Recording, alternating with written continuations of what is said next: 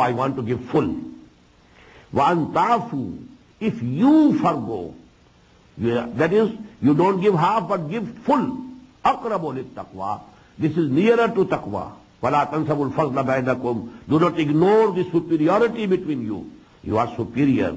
Allah subhanahu wa ta'ala has given you the upper hand. So you should be generous and you should give her not half but the full dowry. إِنَّ اللَّهَ بِمَا تَعْمَلُونَ بَصِيرٌ, whatever you are doing, Allah ta'ala is seeing it. حَافِظُوا عَلَى الصَّلَوَاتِ وَالصَّلَاةِ الْوُسْطَى, guard all of your prayers and especially the mid prayer, the middest prayer. And there is nearly consensus among the Mufassirin that this is Salatul Asr. وَقُومُوا لِلَّهِ قَانِتِينَ, and keep standing before Allah subhanahu wa ta'ala in a very humble way, with humility. فَإِنْ خِفْتُمْ, and if you are in fear, for example, if you are going somewhere and you are fearing that enemy is pursuing you and you want to be safe, فَإِنْ خِفْتُمْ فَرِجَالًا وَرُكْبَانًا, then you can offer your prayers even walking or riding. If there is no time that you can get down and then you can say the prayer in the usual manner, then when you are walking you can say your prayer.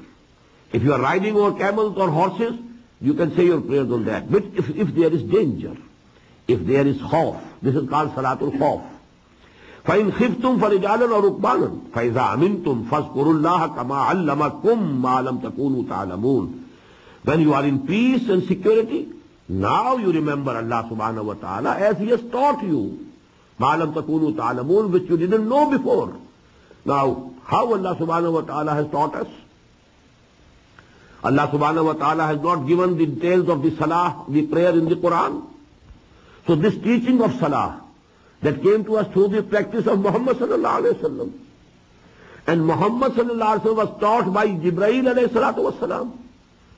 So actually this method of salah has been taught to us through firstly Jibreel and then Muhammad sallallahu alayhi wa sallam.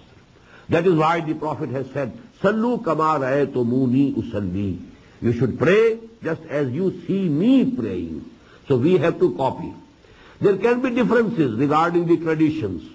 But you know, one thing should be agreed upon by each Muslim if he is a real mu'min.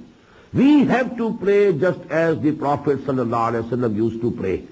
But now regarding the Sunnah, whether this is proved or not, whether this hadith is more strong and this hadith is less strong, that is actually for the jurists and the fuqaha and the people who are knowledgeable about hadith and Sunnah, they will decide. But the argument would come from the Sunnah of the Prophet sallallahu alaihi wasallam. وَالَّذِينَ يَتَوَفَّوْنَ مِنْكُمْ وَيَذَرُونَ أَزْوَاجًا وَصِيَّةً لِأَزْوَاجِهِمْ مَتَاعًا إِلَى الْحَوْلِ غَيْرَ إِخْرَاجٍ. And those of you who die and they leave behind them wives, they should leave a bequest in favor of their wives, that for 1 year they should be provided. You know, actually we people can't appreciate these problems. Usually we people belonging to Indo-Pakistan subcontinent especially, we have only one mother. Usually people marry only one wife. So the mother, you know, for the heirs, you know, she is the mother, not the wife of the father only. She is their own mother. So the feelings are different. But perhaps one person has 10 wives. That used to be there in the days of the Jahiliyyah. Even in Islam there could be 4 wives. Now one is the mother. The rest of the 3 are only the wives of your father. For them, you know, there should have been a bequest. There should have been something decided by the person who has died. That for them there should be a bequest. وَالَّذِينَ يَتَوَفَّوْنَ مِنْكُمْ وَيَذَرُونَ أَزْوَاجًا وَصِيَّةً لِأَزْوَاجِهِمْ مَتَاعًا إِلَى الْحَوْلِ غَيْرَ إِخْرَاجٍ.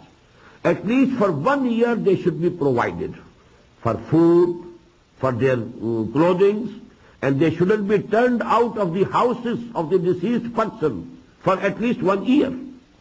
فَإِنْ خَرَجْنَا فَلَا جُنَاحَ عَلَيْكُمْ فِي مَا فَعَلْنَ فِي أَنفُسِهِنَّ. But if they themselves go out, if they decide to marry, for example, have a new marriage, then it's none of your business to obstruct their way. فَإِنْ خَرَجْنَا فَلَا جُنَاحَ عَلَيْكُمْ فِي مَا فَعَلْنَ فِي أَنفُسِهِنَّ. Whatever they want to do for themselves, you have no business to stop them. مِن مَعْرُوف, although this should be in the known way, according to the fair manner of the society. Wallahu Azizul Hakim. Allah is Almighty, He is all-wise. وَلِلْمُطَلَّقَاتِ مَتَاعٌ بِالْمَعْرُوفِ حَقًّا عَلَى الْمُتَّقِينَ. In the same way, this was the discussion about the widows. وَالَّذِينَ يُتَوَفَّوْنَ وَلِلْمُطَلَّقَاتِ مَتَاعٌ بِالْمَعْرُوفِ. In the same way, for the divorced women also, there should be some provision. And this is a duty on muttaqeen, people who are muttaqeen, who are God-fearing.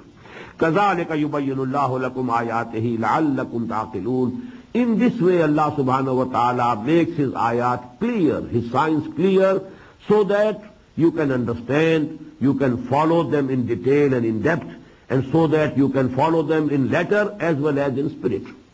This is a lengthy discussion, and most of these issues, because they are not very relevant for us, usually. These things are actually abnormal in this society, but you know, these are very important things, and note it. 4 sections, full 4 sections are devoted to these problems. The most important point that you should infer is that in Islamic social system, maximum emphasis has been put on this social family life, the relationship between wife and husband. The main idea is that this family life should be strong. The institution of family should be strong. And because the institution family should be strong, there should be one person at the head, at the top. One should be the head of the family, and there cannot be both. Both wife and husband can't be equal. There must be some inequality. You must have one at the top. You know, you can have a managing director and you can have 20 directors, but you can't have 2 managing directors. There can be one chairman, but there can be so many deputy chairmen, and there can only be one president. You can have so many deputy presidents, vice presidents.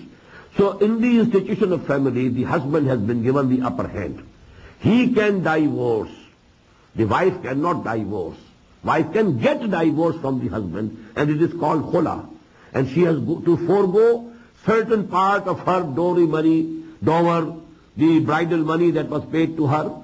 Some part she will have to forego if she wants to get khula from the husband. So this is definitely unequal.